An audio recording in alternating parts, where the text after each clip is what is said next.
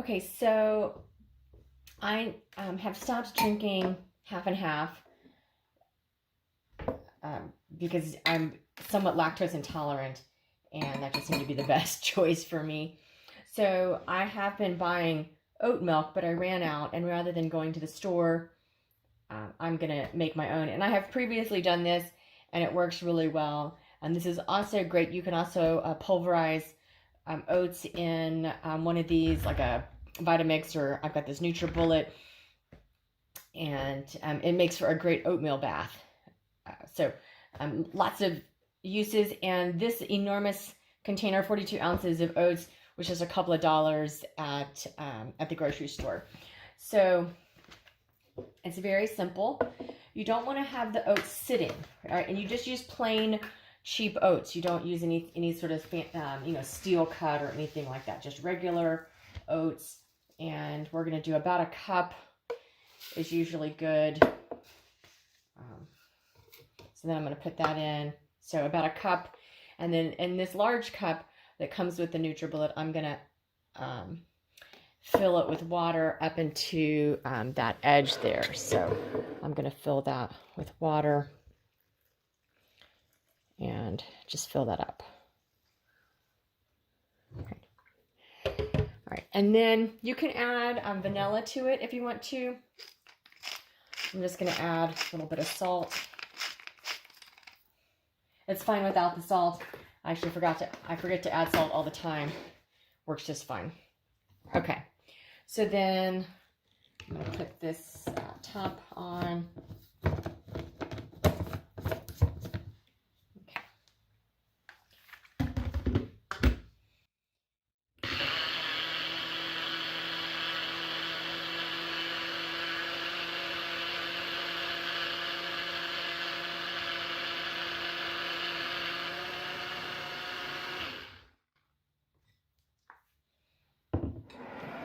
You want to let that blend for about,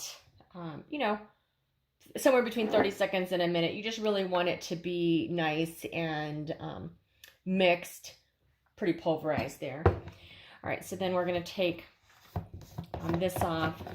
I'm just going to sit that down in the sink. And then, very simple, got just a generic strainer here, nothing too impressive. I think it came in a 3-pack from, I don't know, Target.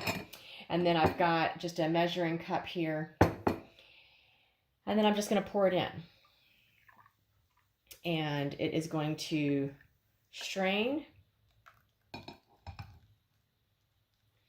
then I'm going to set this aside, and I'm going to actually just reuse that without cleaning it out for the next one. And then I take a spatula, also from Pampered Chef.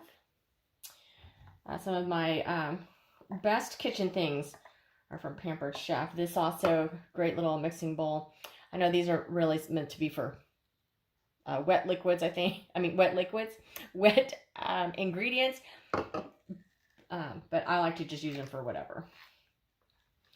It seems to measure dry ingredients just fine. Okay. Then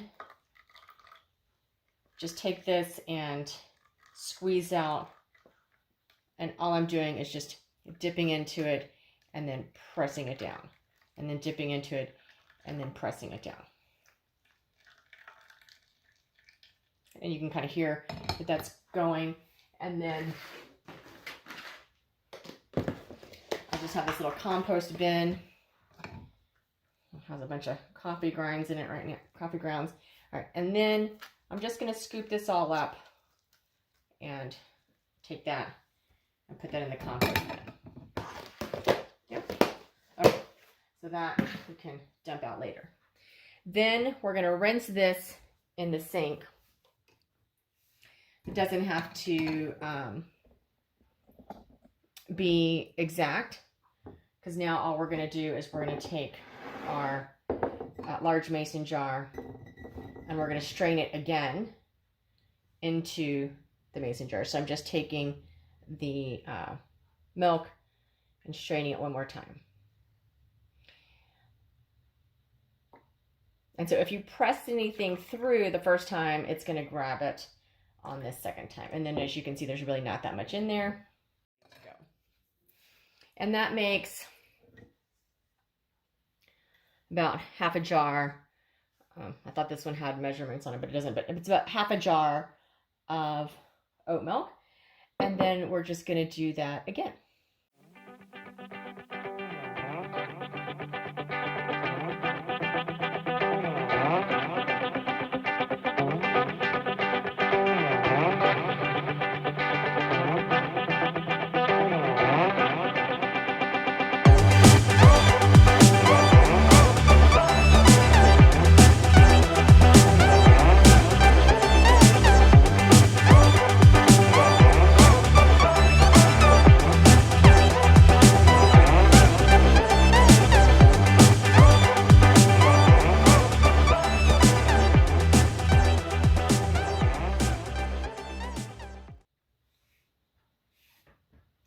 So here you have it, large mason jar full of oat milk made from just 2 cups of quick oats, really inexpensive and a great addition to a cup of coffee.